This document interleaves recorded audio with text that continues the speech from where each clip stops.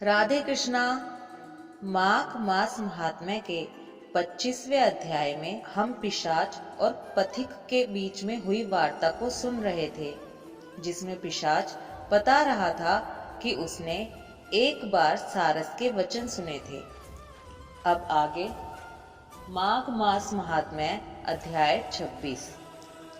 पथिक कहने लगा कि हे प्रेत, तुमने सारस के वचन किस प्रकार और क्या सुने थे, सो कृपा करके कहिए। प्रेत कहने लगा कि इस वन में कुहुरा नाम की नदी पर्वत से निकलती है। मैं घूमता घूमता उस नदी के किनारे पहुंचा और थकावट दूर करने के लिए वहां पर ठहर गया। उसी समय लाल मुख और तीखे दांतों वाला एक बड़ा बंदर वृक्ष से उतरकर जल्दी से वहां पर आया जहां एक सारस सोया हुआ था। उस चंचल बंदर ने कई एक पक्षियों को देखकर उस सोए हुए सारस को दृढ़ता से पैरों से पकड़ लिया और तो सब पक्षी वहां से उड़कर चले गए, परंतु वह सारसी भयभीत होकर विलाप करती हुई वहीं पर रुक गई। नींद के दूर होने तथा भय से नेत्र खोलकर सारस ने बंदर को देखा और मधुर वाणी से कहने लगा, हे बंदर, तुम बिना अपराध मुझको क्यों दुख देते हो? इस संसार में राजा भी केवल अपराधियों को ही दंड देता है। तुम्हारे जैसे श्रेष्ठ प्राणी किसी को पीड़ा नहीं देते। हम अहिंसक और दूसरे के कर्मों को नहीं देखते।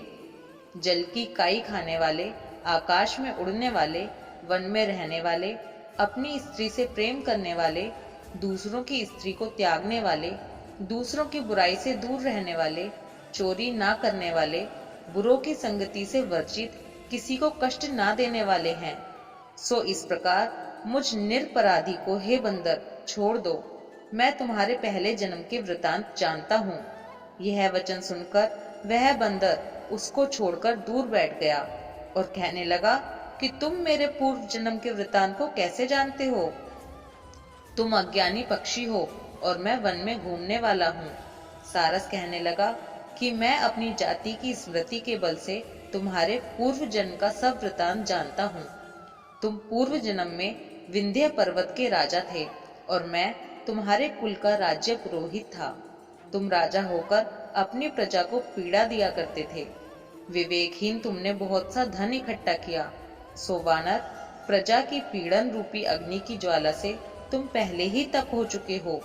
पहले तुम कुंभी पाक नरक में गिराए गए। तुम्हारे शरीर को नरक में 3000 वर्ष बीत गए। फिर नरक से निकालकर बचे हुए पापों के कारण इस बंदर की योनि में आए और मुझको मारना चाहते हो। पूर्व जन्म में तुमने ब्राह्मण के बाग से लूटकर बलपूर्वक फल खाए थे। उसका यह भयंकर फल हुआ कि तुम वानर और वनवासी हुए। प्राणी अश्वमेव अपने किए हुए कर्मों को भोगता है। इसको देवता भी नहीं हटा सकते। इस प्रकार मैं सारस का जन्म लेकर भी अज्ञान से मोहित नहीं हुआ। इतनी कथा कहकर वानर कहने लगा कि यदि ठीक ही जानते हो तो बताओ, तुम पक्षी कैसे हुए? सारस कहने लगा कि मेरी दुर्गति का कारण भी सुनो। तुमने नर्मदा नदी के किनारे पर सूर्य ग्रहण के समय बहुत से ब्राह्मणों के निमित्त 100 ढेर अन्न के दान किए थे। मैंने पुरोहिताई के मत से थोड़ा सा ब्राह्मणों को दिया और बाकी सब मैं आप हर ले गया।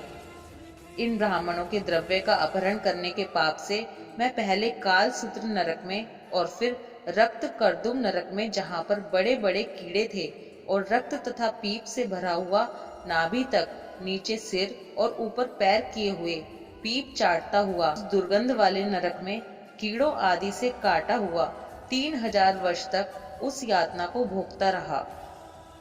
मैं नरक के दुख का वर्णन नहीं कर सकता। फिर नरक की यातना से मुक्त होकर यह सारस का जन्म पाया, क्योंकि पूर्व जन्म में अपनी बहन के घर से कांसे का बर्तन चुराया था। इसको मैंने एक ज्वारी को दिया। इसी से मैं सारस योनि में आया। यह मेरी स्त्री पिछले जन्म में ब्राह्मणी थी। इसने भी कांसे की चोरी की थी। इसी से यह मेरी स्त्री और सारसी हुई। यह सब मैंने तुमसे कर्म फल कहा। अब भविष्य की बात भी सुनो। अब मैं, तुम और यह मेरी स्त्री भी हंस होंगे और कामरूप देश में सुख से निवास करेंगे। फिर इसके पश्चात गौर योनि में और फिर जाकर दुर्लभ मनुष्य योनि को प्राप्त होंगे। इसमें मनुष्य पाप और पुण्य दोनों ही कर सकता है। इस प्रकार शिव की माया से यह सारा जगत मोह को प्राप्त होता है। न केवल हम ही परंतु इस संसार के सभी जीव प्रवृत्ति मार्ग में फंसकर अच्छे और बुरे कर्म करते और उनका फल भोगते हैं। इसलिए सब प्राणियों को धर्म का सेवन करना चाहिए। देवता, असुर, मनुष्य, व्याघ, कीड़े मकोड़े सभी से कंटक रूपी मार्ग नहीं छूटता। केवल वेदांत जानने वाले योगी ही इस मार्ग से बच सकते हैं। इसी कारण बड़े बड़े महात्मा भी कर्म फल को टाल नहीं सकते। उपाय से तथा बुद्धि से कोई भी इसको नहीं बदल सकता। तुम पहले राजा थे, फिर नरक में गए, अब बंदर की योनि में वन में फिरते हो और फिर भी ऐसा ही जन्म पाओगे। ऐसा विचार कर आनंद पूर्वक और धैर्य धरकर विचरते हुए काल की प्रतीक्षा करो। तब वानर ने कहा कि पहले जन्म में मैं तुम्हारी पूजा करता था, अब तुम मुझको प्रणाम करते हो। तुम जाति के स्मरण से मेरे पूर्व जन्म के वृतांत को जानते हो। आनंद पूर्वक रहो, तुम्हारा कल्याण हो। तुम्हारे वचनों को सुनकर मैं मोह रहित होकर वन में विचरूंगा। प्रेत कहने लगा कि हे पथिक, मैंने नदी के तट पर बंदर और सारस का यह संवाद सुना, तब मुझको बोध हुआ और मोह तथा शोक का नाश हुआ। इस प्रकार माघ मास महात्म्य का 26वां अध्याय समाप्त हुआ। ओम माधवाय नमः। राधे कृष्णा।